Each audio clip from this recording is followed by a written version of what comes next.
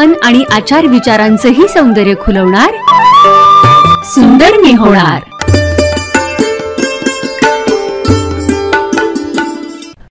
श्रोतेहो नमस्कार. तन मन आणि आचार विचारांचंही सौंदर्य खुलवणारा सुंदर मी होणार या कार्यक्रमात मी विद्या आणि मी मृणाल तुम्हा सगळ्यांचं स्वागत करतोय. आणि श्रोतेहो आपल्यासोबत आहेत त्वचारोग तज्ज्ञ डॉक्टर स्मिता चाकोते मॅडम. मॅडम आपलंही या कार्यक्रमामध्ये मनापासून स्वागत. नमस्कार. मृणाल, तुला एक विचारायचं राहिलं खरं ह्या धावपळीमध्ये, तुझ्या सासूबाईंची तब्येत कशी आहे आता? हो बरी आहे आता. हां, थोडेसे चढ उतार चालूच असतात. अजून एक मला जाणवलं बरं का मॅडम, विशेषतः म्हणजे आवर्जून विचारावं वाटतंय की सासूबाईंची तब्येत ठीक आहे आता, पण त्यांची त्वचा खूप कोरडी होतीये. तर कशामुळे होत असेल? साधारण त्यांचं वय 70-71 आहे. हा तुला प्रामुख्याने फरक जाणवला? बरोबर, नक्कीच. आज आपण मॉइश्चरायझर बद्दलच बोलणार आहोत, तर त्या अनुषंगाने मी सगळ्याच गोष्टी तुला सांगणार आहे मृणाल, की आपली त्वचा कोरडी होते तर मॉइश्चरायझर का वापरावं, तर ह्या सर्व प्रश्नांची उत्तरं नक्कीच आता तुला मिळणार आहेत. अरे वा, म्हणजे आजचा आपला एपिसोड हा मॉइश्चरायझर स्पेशल असा असणार आहे. नक्की.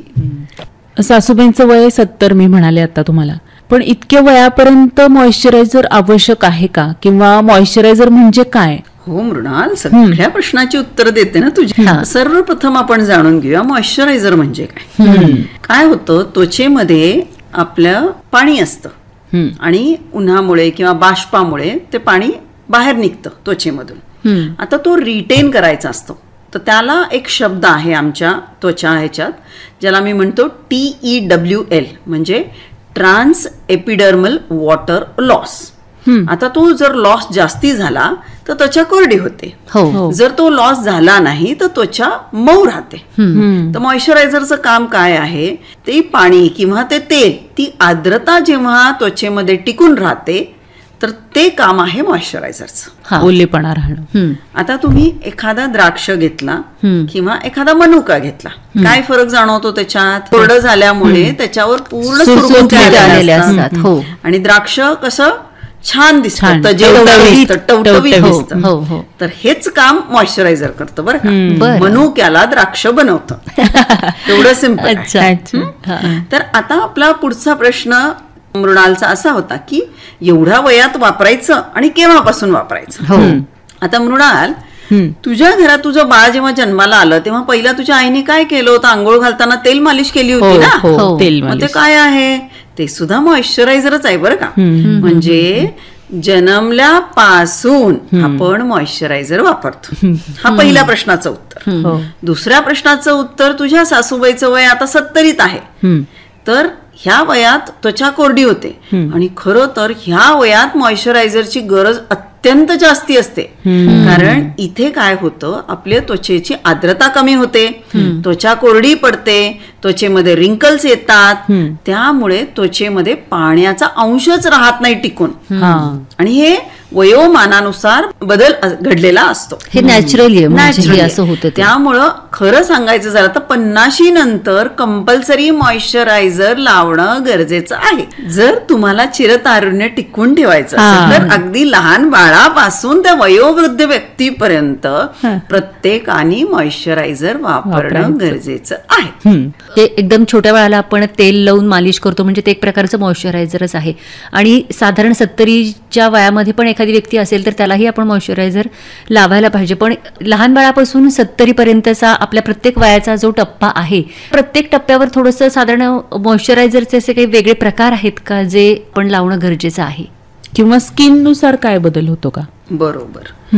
तर आमच्या त्वचारोग तज्ज्ञांच्या पुस्तकामध्ये क्लासिफिकेशन दिलेलं आहे मॉइश्चरायझर. काय आहे ते? पहिलं आहे इमोलियंट, दुसरं आहे ह्युमॅक्टंट, तिसरं आहे ऑक्लुझिव्ह आणि चौथं आहे प्रोटीन रिज्युविनेशन. तर सर्वप्रथम इमोलियंट म्हणजे काय? म्हणजे त्वचेचा जो बॅरियर असतो त्याच्यात काही प्रकारचं कोलेस्ट्रॉल असतो, स्क्वॅलिन असतो, जो नॅचरली प्रेझेंट असतो किंवा तो आपण बाहेरून सुद्धा लावू शकतो. तो इमोलियंट असतो, म्हणजे अगदी माइल्ड असतो. तो लहान मुलांना तुम्ही वापरू शकता किंवा तुम्ही चेहऱ्याला वापरू शकता. दुसरा आहे ह्युमॅक्टंट. ह्युमॅक्टंट म्हणजे काय करतो, ही त्वचेमधली आर्द्रता ओढून घेतं किंवा एन्व्हिरॉन्मेंट मधील पाणी शोषून घेतं. बर तर ह्याच्यात सर्वात सोपं तुमच्या घरात असतं बरं का, हे मध असतं ना, हो तो ह्युमॅक्टंट आहे. अच्छा मग तुमचं ग्लिसरीन आहे, हायलुरॉनिक ऍसिड आजकाल तुम्ही प्रत्येक सोशल मीडियावर बघता, तर हा हायलुरॉनिक ऍसिड किमान 10 ते 100 पटीने पाणी तिथंच ओढून ठेवतो त्वचेमध्ये. म्हणून या हायलुरॉनिक ऍसिडचं महत्व इतकं वाढलेलं आहे. पुढचा प्रकार आहे तो ऑक्लुझिव्ह. आता आपण बोललो की लहान बाळांना आपण काय करतो, तेल मसाज करून मग आंघोळ घालतो, तर त्याला आपण जो वापरतो तो आहे एक प्रकारचा तेल वापरतो आपण.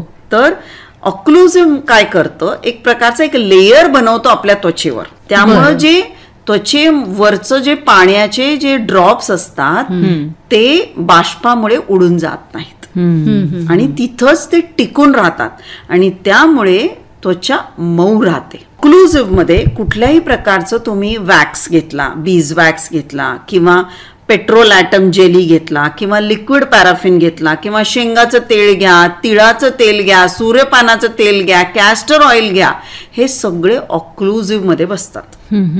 आता हा साधारणपणे हा आपण ऑक्लुझिव्ह जेव्हा वयाची 50-60 क्रॉस होते, जेव्हा त्वचा खूपच कोरडी होते ना, तेव्हा नक्कीच आपण ऑक्लुझिव्हचा वापर करायचा. तर तुमच्या सासूबाईंना सर्वात सिंपल उपाय, घरगुती उपाय काय, हात पाय थोडेसे ओल्या टॉवेलने पुसायचे आणि त्यावर तुम्ही कुठलंही तेल लावा आणि त्वचाही कोरडी पडणार नाही आणि खाज पण कमी होईल. तर हा झाला ऑक्लुझिव्ह. हा साधारणपणे वयाच्या 50-60 नंतर नक्कीच वापरणारा हा आहे आणि हा घरगुती उपाय आहे, प्रत्येकाच्या घरात सापडणार, अगदी सोपा आहे. हो. शेवटचा येतो प्रोटीन रिज्युविनेशन, पेप्टाइड्स. तर हे छोटे मॉलिक्युल्स असतात आणि हे कोलॅजिन आणि आपली आर्द्रता टिकवून ठेवतात. बर, अच्छा. तर अशा प्रकारे मॉइश्चरायझरला आपण डिवाइड करतो. मॅडम आता तुम्ही खूप छान सांगितलं, म्हणजे अगदी घरगुती आपण कुठलंही तेल लावू शकतो, पण त्याचा उपयोग काय होणार आहे नक्की?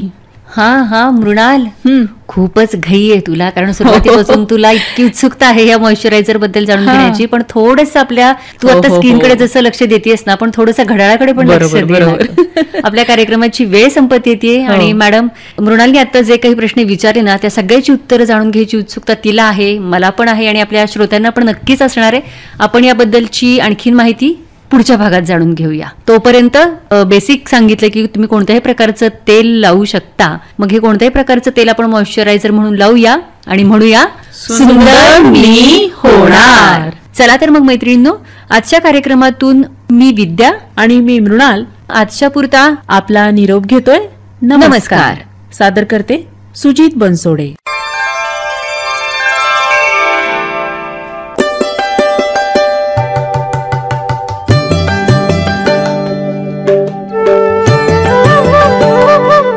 मन आणि आचार विचारांचंही सौंदर्य खुलवणार सुंदर मी होणार.